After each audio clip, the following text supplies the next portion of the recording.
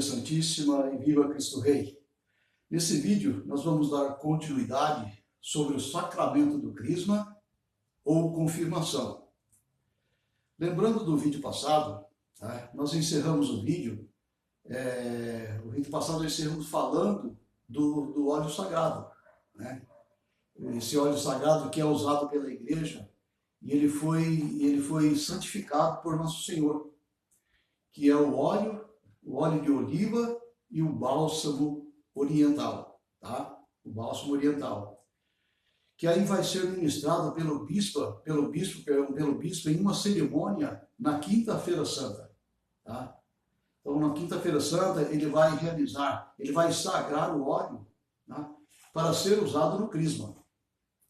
E nós vimos também que esse óleo ele é usado para muitas coisas na igreja, né? Esse óleo ele é usado para o crisma. Esse óleo ele é usado também para ordenar padres, né? A ordenação sacerdotal. E ele é usado também para sagrar os vasos sagrados. Por exemplo, o cálice que é usado na missa, recebe também esse óleo, tá? A instituição, por exemplo, de uma pia batismal, né? A instituição de uma pia batismal tem que receber esse óleo, tá? Ela vai receber esse óleo também, tá? E ele vai ser usado por diversas coisas na igreja. Esse óleo vai ser usado, né? Por isso, todo cuidado se deve dar, tá? E em todos os sacramentos, Nosso Senhor, ele santificou pessoalmente essas substâncias com seu próprio corpo, tá? Com seu próprio corpo ele santificou essas substâncias. Tá? Lembrando que ele entrou no Rio Jordão para quê? Para santificar a água, né? Porque ele não necessitava de batismo, tá? Ele entrou para santificar a água. E depois nós vamos ver isso também, que ele fez isso também com outros sacramentos. Agora, no caso do crisma, ele foi o único sacramento que ele não realizou pessoalmente, tá? Nosso Senhor não realizou pessoalmente o sacramento do crisma, tá? Mas ele instituiu a igreja para fazer isso, tá? Ele instituiu a Santa Igreja. Por isso que a cerimônia da preparação desses óleos é exclusiva do bispo. Só o bispo pode fazer. Por quê? Porque ele é o sucessor dos apóstolos. Tá? O bispo é o sucessor dos apóstolos. O bispo vai celebrar a cerimônia numa Quinta-feira Santa, tá? Que é chamado, muitas vezes chama de lava-pés, né? Entre essa cerimônia, a bênção dos óleos sagrados, tá? Agora, nós só vamos presenciar se nós estivermos participando ali, tá, dessa cerimônia e tiver ali um bispo. Então, eis a matéria sagrada nesse momento. Tá? Só assim nós vamos participar. Participando que vamos ver. Agora, a matéria próxima desse sacramento é justamente quando o bispo, colocando as mãos sobre o crismando, tá? E depois ele faz o sinal da cruz sobre a testa do crismando, tá? Então, está realizando ali, nesse momento, está realizando ali a matéria próxima, tá? A matéria próxima está sendo realizada ali. Ou seja, ele está praticando um ato sensível, tá? Um ato sensível. O indivíduo, o crismando, ele vai sentir a mão do bispo, né, passando na testa dele. Ele vai sentir a mão do bispo colocando sobre ele na cerimônia. Então, o rito realizado pelo bispo é a matéria próxima, tá? Está se realizando naquele momento a matéria próxima. Só pode ser realizado dessa forma, tá? Não há outra forma. Para que seja conferir essas graças próprias do sacramento. Tem que ser realizado dessa forma. Para que seja conferido as graças próprias do sacramento. Agora, a forma são o quê? A forma são as palavras que o bispo irá pronunciar na hora da realização do sacramento. Tá? Essa é a forma. E essas palavras, elas são exatas, tá? As palavras são exatas. A igreja fala assim: eu te marco como sinal da cruz, né? E te confirmo com o crisma da salvação. Em nome do Pai, do Filho e do Espírito Santo. Tá? Então, essas palavras devem ser pronunciadas exatamente assim. Tá? Primeiro ele coloca as mãos sobre o crismando, depois ele vai traçar o sinal da cruz, né? E quando ele faz essa unção na testa do crismando, aí ele vai pronunciar essas palavras. Tá? Aí nesse momento ele pronuncia essas palavras que eu disse. Então aí nós temos a matéria, tá? Temos a matéria, temos a forma e temos o ministro também. O ministro desse sacramento é o bispo. O bispo é o ministro ordinário.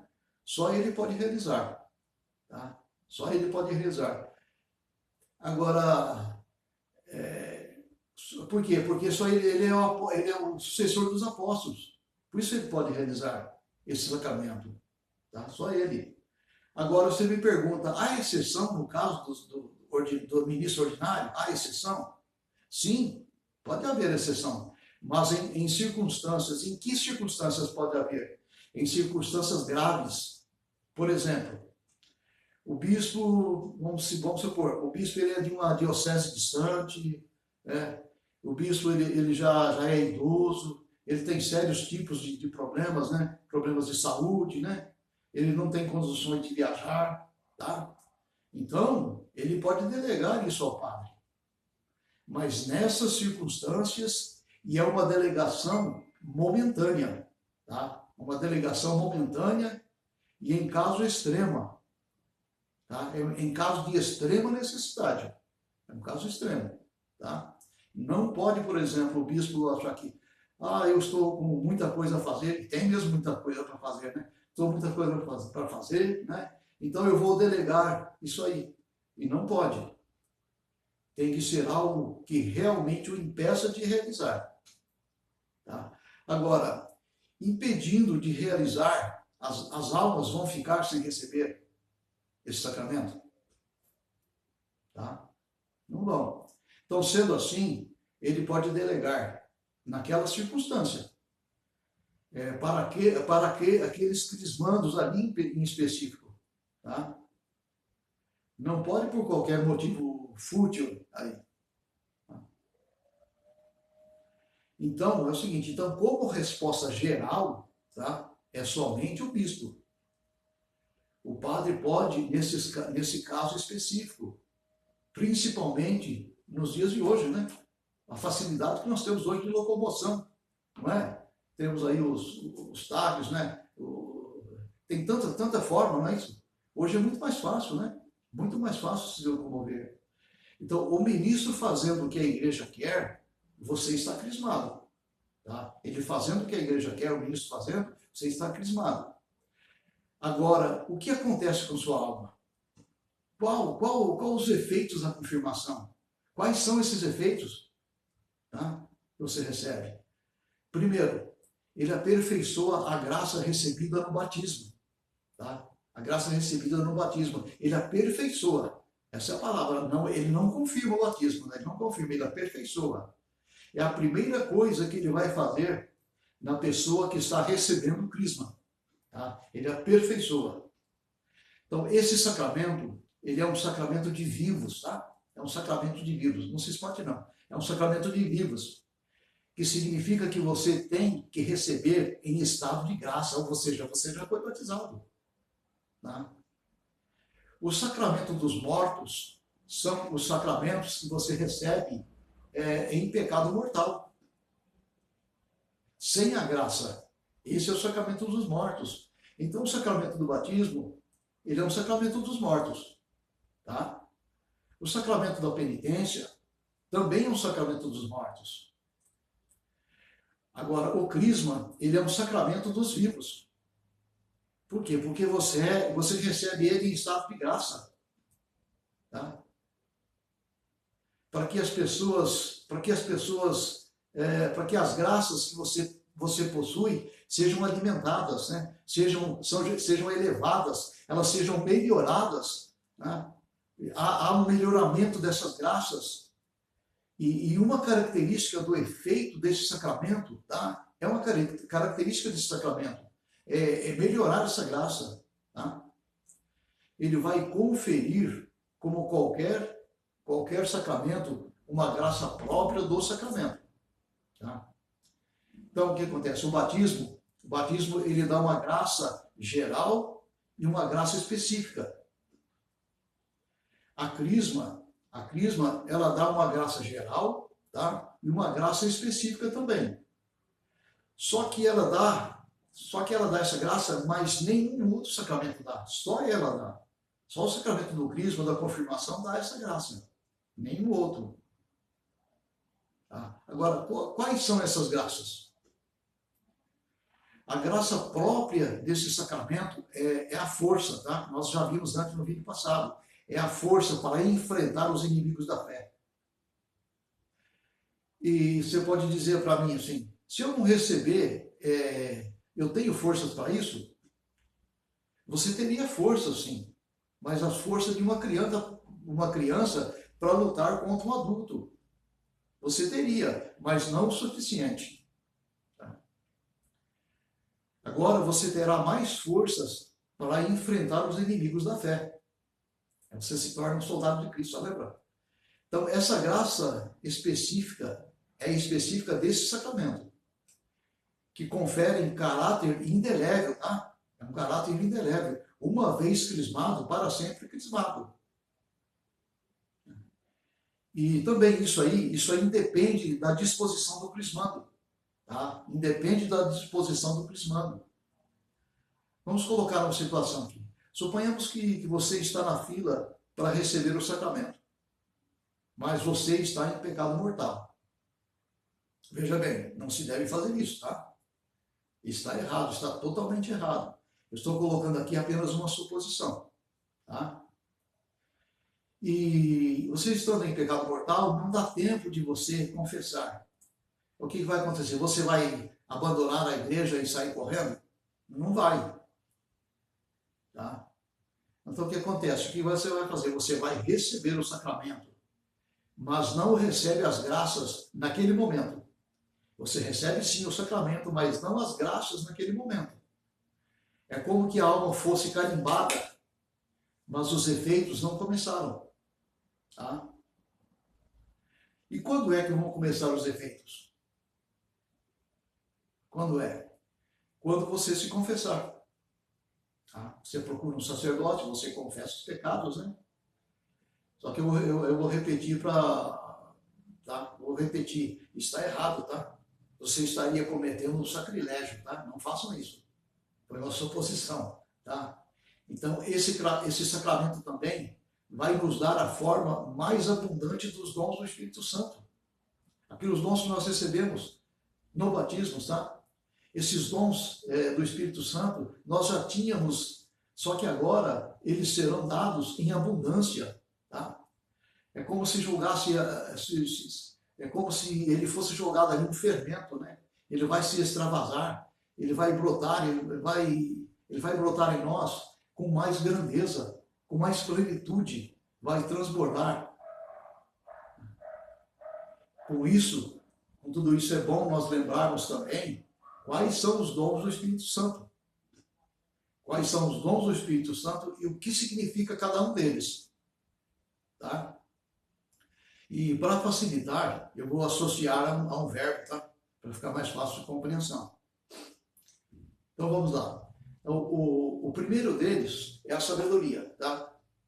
Esta sabedoria, ela está mais associada ao sabor, tá? Ao sabor. O que é? Saborear os conhecimentos. É como se você estivesse degustando o conhecimento. Daí o dom da sabedoria. Vai nos dar gosto pelas coisas divinas, as coisas relacionadas a Deus, tá? Serão mais saborosas. Serão mais saborosas para nós essas coisas. Então a sabedoria é isso. É como um prazer de comer. Você está saboreando o conhecimento das coisas divinas. Tá? Essa é a sabedoria. É o primeiro dom. E o segundo dom, após ele, é a inteligência. A inteligência é o segundo dom. Nesse caso, um norte, essa inteligência é um norte para a nossa vida. É a capacidade de nortear a nossa vida no caminho correto. Ele vai nortear nossa vida na aceitação das verdades reveladas. Tá? Ou seja, eu vou direcionar a minha vida, tá? Conforme aquilo que Deus me revelou na sua sabedoria, através do conhecimento da doutrina, das Sagradas Escrituras. Tá? Então, a inteligência do Espírito Santo é o quê? É uma orientação. Tá? A inteligência do Espírito Santo, que nos dá essa inteligência, é uma orientação. É muito mais associada a isso do que você ficar muito inteligente. Às vezes dá para confundir, né? E a gente sabe, né? Vocês também sabem que a santidade independe da inteligência. Independe totalmente da inteligência, né? Tem homens santos, né? Muitos santos que eram muito inteligentes. E tem homens santos, tá? Que não eram inteligentes, tão inteligentes assim. Eu vou citar aqui 2 exemplos, tá? Eu vou pedir para que você depois, você reviva, você assiste o filme, né? A vida desses santos, tá? São estudadas sobre a vida desses santos. São 2 santos, Santo Tomás de Aquino, tá? Santo Tomás de Aquino e São José Cupertino. São José Cupertino. Tem um filme de São José Cupertino, tá? Procura esse filme e assiste ele. E leia sobre Santo Tomás de Aquino. A inteligência de que estamos falando aqui, do Espírito Santo, essa inteligência, São José Cupertino, era explícito na vida dele. Tá?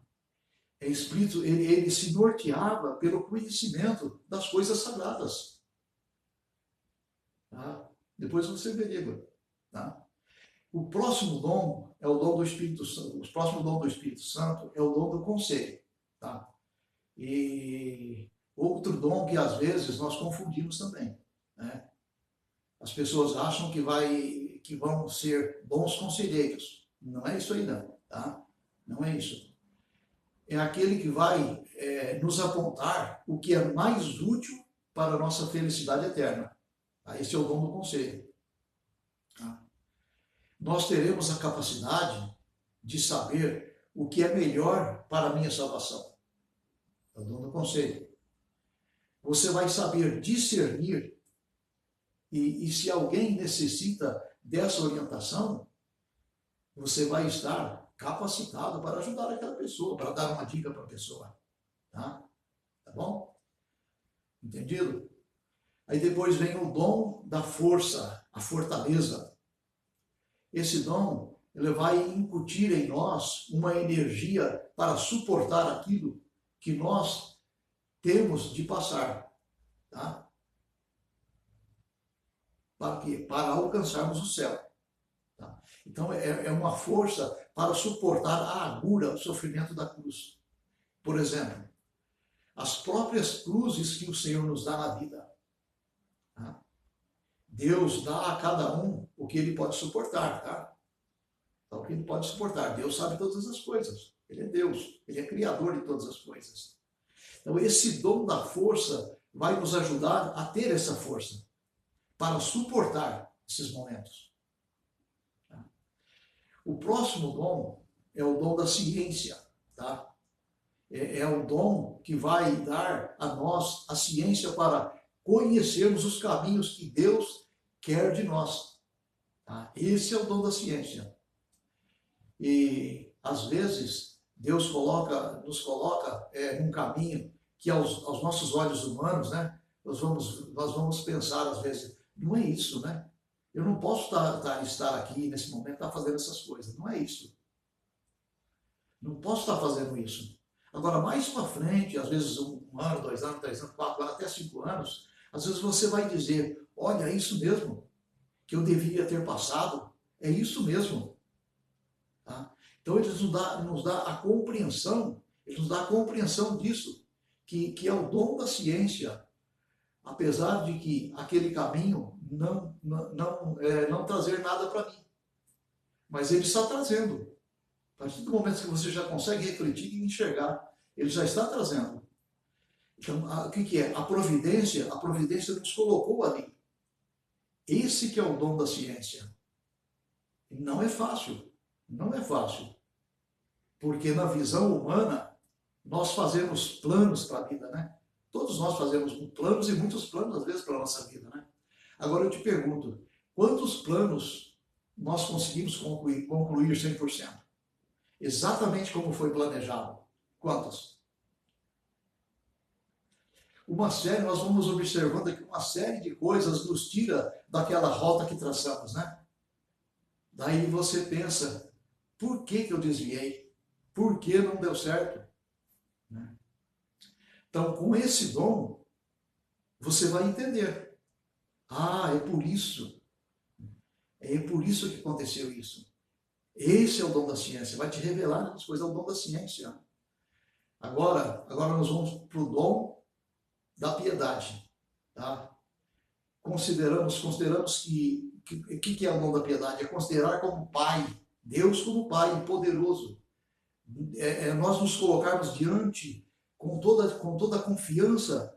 Né? Na verdade, o dom da piedade é um dom que dá a confiança em Deus. Nós temos que confiar em Deus. Esse é o dom da piedade. Deus não vai aparecer para nós e falar, olha, vai por aqui. Olha, não faça isso. Né? Não faça assim, faça assado. Não. Nós temos que confiar nele como Pai. E saber que tudo o que acontece na nossa vida é para o bem. Tá? É para o bem daqueles que amam a Deus. Isso está na Bíblia, tá? Está em Romanos 8, 28, depois que você confere lá. É para o bem das almas. Quando Deus permite um mal afetivo, é com o intuito de nos dar um bem maior depois. Então, o dom da piedade é você se colocar nessas condições, tendo Deus como Pai. Tá? Tendo Deus como Pai e confiando plenamente nele. Tá? É reconhecer Deus como Pai. É o dom da piedade, tá? E é o último deles, tá? O último deles é o temor de Deus. Agora também o temor de Deus. Porque às vezes também nós confundimos. Esse temor de Deus muitas vezes é confundido como ter medo de Deus. Não é isso, tá? O temor de Deus não é ter medo de Deus. O temor de Deus é uma profunda reverência que temos que ter diante de Deus. Diante, tá, de Deus, para evitarmos coisas que desagradam a Ele. Tá? Sabendo que estamos diante de Deus, sabendo de sua infinita misericórdia e infinita justiça, nós adquirimos esse temor. É um temor filial. Tá? É um temor filial. É não ter medo, não é ter medo, é um temor filial. É se colocar em uma posição a qual seja digna da pessoa a qual você está diante dele. É o nosso Deus, Deus poderoso. Ter medo de ofender a Deus, ter medo de magoar o coração de Deus. Sempre Deus está vendo tudo. Mesmo quando você possa olhar para os lados, né? Você fala, eu estou sozinho, achar que está só. Não é? Não. Se porte de forma adequada diante de Deus. Então, meus irmãos, esses são os 7 dons, tá? Eles vêm de forma abundante quando nós recebemos o sacramento do crisma. Tá? Eles são aguçados em nós quando nós recebemos o sacramento do crisma. Tá? Então, esses efeitos da confirmação, eles mostram, na realidade, que o sacramento ele é independente dos outros sacramentos. Ele é distinto dos outros sacramentos. Só ele faz isso aqui com a gente, tá? Só ele. Os outros sacramentos não fazem. Por isso, ele tem que ser recebido, tá? Por isso tem que ser recebido. É um sacramento essencial. Você pode me perguntar, é um sacramento essencial para a nossa salvação? Não, não é. Tá? É um sacramento que não tem necessidade de meio. Tá? Ele não tem necessidade de meio, que significa que eu posso me salvar sem ser crismado. Sem problema. Ora, você precisa receber esse sacramento. Nós precisamos receber esse sacramento para se salvar. No entanto, a igreja ensina o seguinte, não podemos negligenciar, tá? Não podemos negligenciar o desejo de recebê-lo, tá?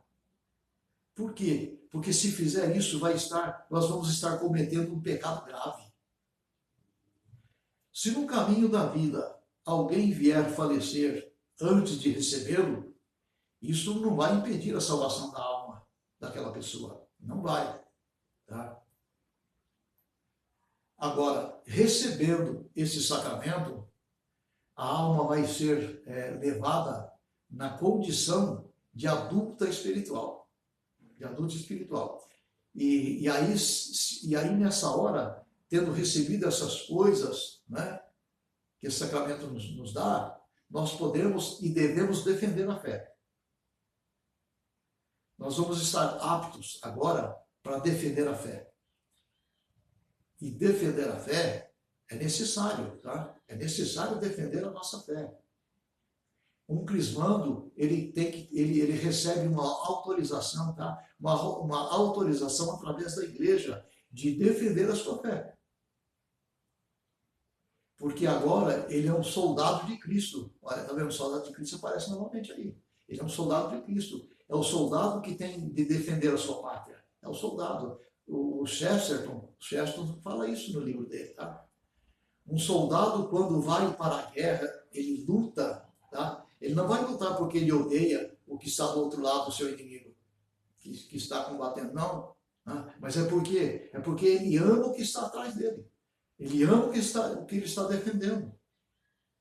Então, um soldado de Cristo, ele vai defender a fé, não porque ele odeia os hereges, não é por isso. Tá? Ele vai defender a fé, não porque ele odeia os pagãos, tá? Mas é porque ele ama aquilo que recebeu como armas, porque ele ama Jesus Cristo. Tá? Tá bom? Então eu vou parando por aqui, meus irmãos, tá? Espero ter sido claro, né? Às vezes a gente se embrama um pouquinho, mas espero ter sido claro e ter entendido, né? A importância desse sacramento, né? A importância desse grande sacramento, né? Que é para aumentar a nossa fé, né? Nos dando o entendimento de que é nosso dever como soldados de Cristo defender a nossa fé, tá? Defender a nossa fé por amor, né, daquele que nos amou primeiro, por amor ao nosso Senhor Jesus Cristo. Custe o que custar, né? Doa o que doer. É por isso que chegou até nós as maravilhas do Santo Evangelho. Chegou até nós as palavras da nossa salvação. Tá? As mensagens de Jesus. É por isso que chegou até nós, porque alguém deu a vida. Alguém derramou o seu sangue. Tá? Foram degolados, né? Foram crucificados de cabeça para baixo, foram esfolados vivos. Né? Por isso que chegou até nós. Foram soldados de Cristo. E a Cristo nos dá essa força. A igreja nos dá essa permissão, tá? Essa evocação de professarmos a nossa fé e defendermos a nossa fé a todo custo. A todo custo. Tá? Então, espero ter contribuído. Já é o segundo vídeo sobre o crisma, né? O sagrado crisma ou confirmação, né? E eu vou soltar outro vídeo, depois eu vou fazer outro vídeo, né? No quarto vídeo a gente conclui aqui esse assunto nosso sobre esse sacramento tão importante que é o sagrado crisma. Amém? Que Deus os abençoe, tá? Que a Virgem Maria os proteja, os guarde. Amém? Deus abençoe, irmãos.